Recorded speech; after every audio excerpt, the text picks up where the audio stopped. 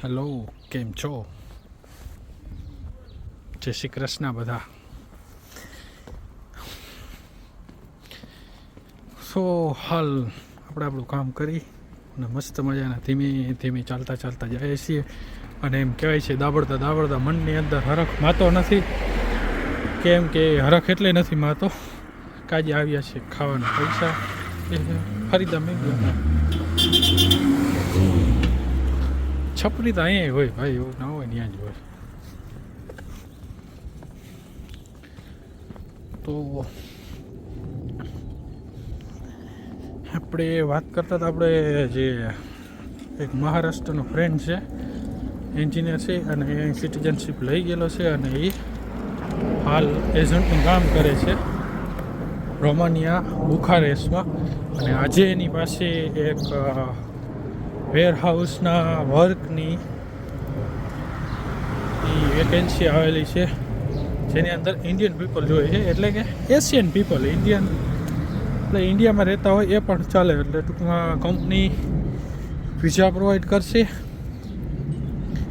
પ્લસની અંદર તમારી સેલેરી રહેશે સ્ટાર્ટિંગ સેલેરી.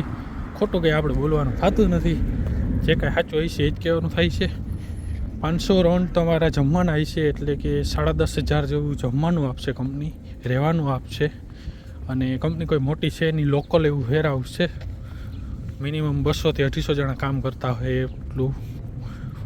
પણ કામ કાયમી માટેનું છે અને અંદર વેરહાઉસની અંદર જ કરવાનું છે. આઉટસાઇડ કંઈ એવું બધું કામ પણ નહીં હોય. જે મટીરિયલ આવતું હોય છે, અને મટીરિયલ બધો કેવો કે હાર્ડલી એવો હોય છે, એમ કે વેરહાઉસના મોટા મોટા બોક્સ ઇલેક્ટ્રિશિયન બધો મટીરિયલ હોય છે. પ્લસમાં કંપની રહેવાનું પણ આપે છે અને TRCનું અપ્લાય પણ કરી આપવા, અહીં આવી ગયા પછી અપ્લાય પણ કરી આપશે. અને બીજી વસ્તુ એવી છે કે કંપનીની અંદર ઇંગ્લિશ આવડવું જોઈએ. ઇંગ્લિશ ખાસ જરૂર છે, એટલે કે એટલું બધું નહીં ફાસ્ટ, પણ કે માની લ્યો કોમ્પ્યુટરની કોઈ એવી ડિસ્પ્લે હોય, સ્ક્રીનની ડિસ્પ્લે, તેમાં બધું લખ્યું હોય એ પ્રમાણે તમારે પેકિંગ કરવાનું હોય, સ્કેનિંગ કરવાના હોય, અમુક બારકોડ હોય, આ હોય તે હોય, એ બધું સ્કેનિંગ કરવાનું રહેશે. એટલે એ સ્કેનિંગ થાય એટલે એમાં ઇંગ્લિશની જરૂર પડશે ને પડશે. એના વગર તો બે પીછા ભેગા થશે નહીં. એના પછીની વાત કરીએ આપણે પગારની, તો પગાર 45,000 જેવો મળી જશે. 26 રાઉન્ડ જેવો આપે છે, એટલે 45,000 પાકો તમારે આટો ગોટો રાખવાનો. એનાથી વધારે ખોટો આપણે ફાંકા ફોજ કરવામાં છે નહીં. અને બીજી વસ્તુ એ છે કે વિઝા લેવા માટે ટ્રાફિક મોટી થઈ ગયો. વિઝા લેવા માટે તમારે દિલ્હી ઇન્ટરવ્યૂ દેવા પણ જવું પડશે રોમાનિયન એમ્બેસીમાં. અને ત્યાં કેવા કેવા સવાલ પૂછે ને એ હું તમને આના પછીના કાલના વિડીયોઝમાં હું તમને જણાવીશ કે રોમાનિયા આવવા માટે એમ્બેસીની અંદર જ્યારે તમે જાઓ છો ત્યારે કેવા સવાલ પૂછવામાં આવશે. નોર્મલી વર્ક વિઝા માટે તમે જેમ આવો છો ને તેમ. ઓલી ભૂર્યું કતરાય છે એટલે જરીક વાર હું વિડીયો બંધ કરી દઉં તો ભૂર્યુંને આપણે ટપી ગયા. તો આના પછીના વિડીયોમાં હું તમને એવું હશે ને તો હું બતાવી દઈશ કે કઈ રીતે. પણ એવા એક વસ્તુ છે કે તમને ઇંગ્લિશ આવડતું હોય ને 50% તો જ આ વસ્તુમાં તમે ક્લિયર કરી શકશો, બાકી મેં નહીં આવે.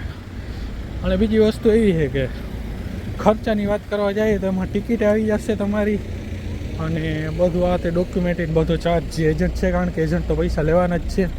પણ હા, એજન્ટ સારો છે, એને મને અડધી માહિતી આપી છે, અને બાકીની 50% મેં મારી જાતે જ કાઢી લીધેલી છે. આ વસ્તુ સાચી છે કે ખોટી, આ વસ્તુમાં આમ કરાય એવું છે કે નહીં. સમજ્યા? એટલે કાલ સવારે પછી તમે અહીંયા આવી જાઓ મારા ઉપર ઘોડો પલાંગીને બેસી જાઓ તો હકીકતની વાત છે ને, પહેલાં હું થોડુંક દોડી લઉં. હા, દોડી લીધો તો કાલે સવારે મારા સામે તમે ઘોડો પલાંગીને બેસી જાઓ તો મારે શું કરવાનું. એટલે વસ્તુ ચોખ્ખી કહી દીધી. ફરી પાછું દોડવું જોશે યાર, બસ આવે જ છે, નહીં જીવવા દે બસો મને.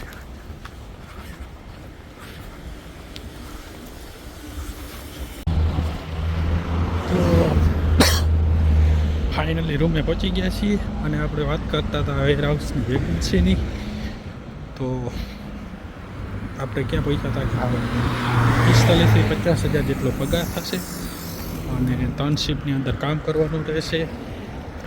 10,000 રૂપિયા ઇન્ડિયન રૂપીસમાં કંપની ખાવાના આપશે, જે તમારે પૂરા થઈ જ જશે. મહિનો દિવસ માંડ થાય 500 રૂપિયા. અને જોબ છે રોમાનિયા બુખારેસ્ટની અંદર. અને બીજી વસ્તુ કે તમને ઇંગ્લિશ 50% આવડવું જ જોઈએ. વેરહાઉસનું કામ છે અને અત્યારે કંપનીનું એવું કહેવું છે કે 2 વર્ષ માટે એ લોકો રાખશે. પછી તમારું બિહેવિયર સારું હોય, તમે સારું એવું કામ કરો તો તમને ઓવર ટાઈમ પણ મળી શકે. એના કોઈ ચાન્સ એવું નહીં કે ભાઈ 100% ગેરંટી સાથે ISIના માર્કા સાથે વાળું. એ પછી નસીબ ઉપર આધાર. જો કોઈ આવવા માગતા હોય તો કહેજો. અને ટોટલ ખર્ચો તમારે 4 લાખનો ગણીને રાખવાનો રહેશે. એજન્ટનો બધું આવી જશે એમાં. 4 લાખ દેતા તમારે દિલ્હી વિઝા માટે ઇન્ટરવ્યૂ દેવા પર જવાનું રહેશે. કંપનીમાં તમારી ફાઇલ મૂકવામાં આવશે, પછી તમને લેટર આપશે ને લેટર સાથે જ એ જે એજન્ટ રહ્યું હોય તમારી દિલ્હીમાં ઇન્ટરવ્યૂની ડેટ ફિક્સ કરશે અને પછી તમારે ત્યાં જવાનું રહેશે. એટલે જે કોઈ ભાઈબંધ દોસ્તારોને થોડું ઇંગ્લિશ આવડતું હોય એના ઈચ્છા હોય કે આપણે જવું છે તો કોમેન્ટમાં યસ લખજો. અને આવું હારા જો ભાઈ આવવું હોય ને એ યસ લખજો. બાકી જેવું હોય છે એવું કીધું મેં તમને.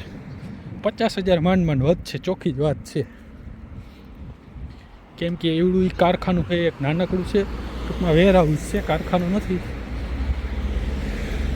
અને બુખારેસ્ટની અંદર, બુખારેસ્ટ એટલે રોમાનિયાનું કેપિટલ, મોટું સિટી છે. ચાલો તો આવડી આ હતી વેકેન્સી જે તમને મેં જણાવી દીધી છે. અને હવે મને પડે છે ટાઈટના હોકેડા. બીજી કોઈ ખાનગી માહિતી જોઈએ, ઇન્ટરવ્યૂમાં શું શું પૂછશે ને એના વિશેનો વિડીયો હું આના પછી એક બનાવી દઈશ કે ઇન્ટરવ્યૂમાં કેવાક સવાલ પૂછે. મેં તો કીધું ને કે 50% ઇંગ્લિશ આવડે તો હાલે, ખાલી કોન્ફિડન્સ જોઈએ બ્રો. બાકી તમારા ભાઈ અહીં ખેતર રાખ્યું છે, ઘઉં વાવેતર કરવાના છે. હાલો તો હવે જય શ્રી કૃષ્ણ ભાઈ. હવે મારાથી નહીં ખમાય ટાઈટ, સમજો. આખો ટાકેલો હું ભાઈ.